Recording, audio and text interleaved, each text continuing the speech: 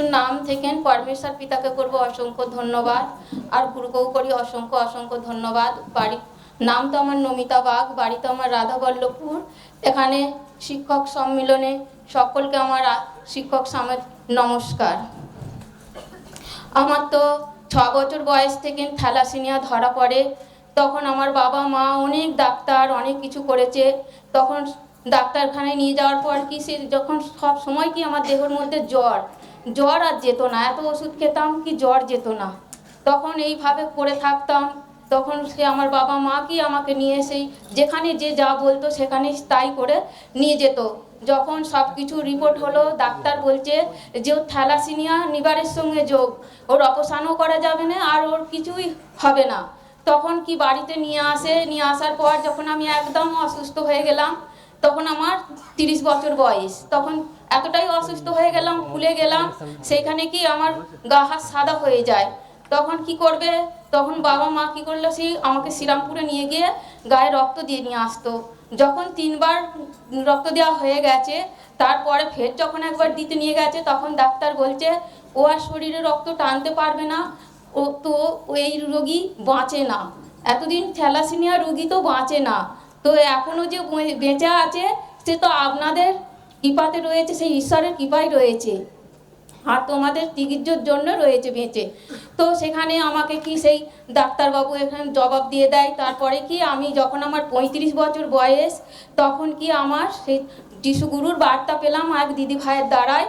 সেখানে আমার যাওয়াতে চোখের জলের সহিত সেখানে প্রার্থনা করাতে, যিশুগুরুর নাম থেকে সেই পরমেশ্বর পিতাকে বিনতি সহকারে প্রার্থনা করাতে কি সেইখানে আমার এতটাই পরমেশ্বর পিতা আশীর্বাদ করিলেন, যেখানে ডাক্তার বলেছে ও আর বাঁচবে না, যেখানে ডাক্তার সেখানে আমার রিস্ক নিচ্ছে না, সেইখানে কি আজ পরমেশ্বর পিতা এতটাই মহান মানে আমার জীবনে সাক্ষী করে তুলেছে।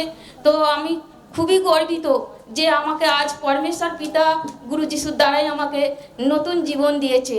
আজ আমি কি এইখানে উপস্থিত হতে পেরেছি, তা আজকে আমার জীবনে এতটাই মানে মহিমা করে দেখিয়েছেন সেই পরমেশ্বর পিতার কৃপায় আমি আজ জীবিত, খুব সুন্দর আছি, উত্তম আছি। এই সুন্দরটা কে রেখেছে? সেই গুরু যিশু আর পরমেশ্বর পিতা। পিতাকে করব অসংখ্য ধন্যবাদ, আর গুরু যিশুকেও করব অসংখ্য ধন্যবাদ। তো আমার আর একটা সাক্ষী আছে।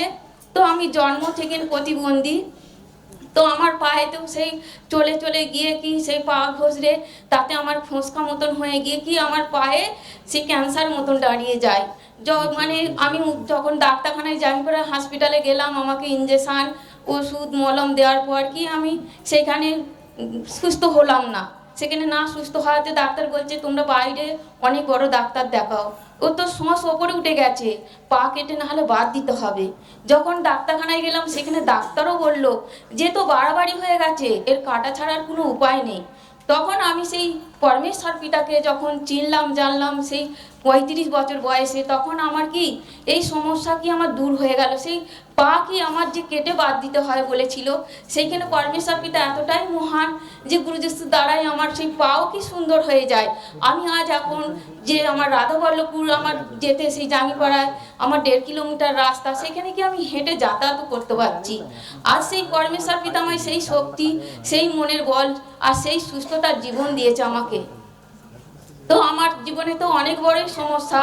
তো আমি যখন মানে এতটাই অসুস্থ হয়ে পড়েছিলাম, রাতের পর রাত দিনের পর দিন ঘুমোতে পারতাম না, এত পায়ে যন্ত্রণা হতো, এত জ্বালা যন্ত্রণা হতো, সেই পায়ের মধ্যে থেকে কি পচা গন্ধ বেরোতো।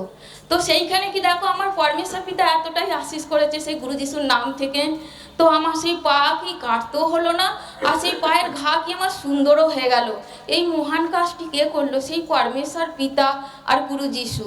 গুরু যিশুকেও করবো অসংখ্য ধন্যবাদ, আর এখানে শিক্ষক সমেত সকলকে আমার অন্তর থেকে নমস্কার।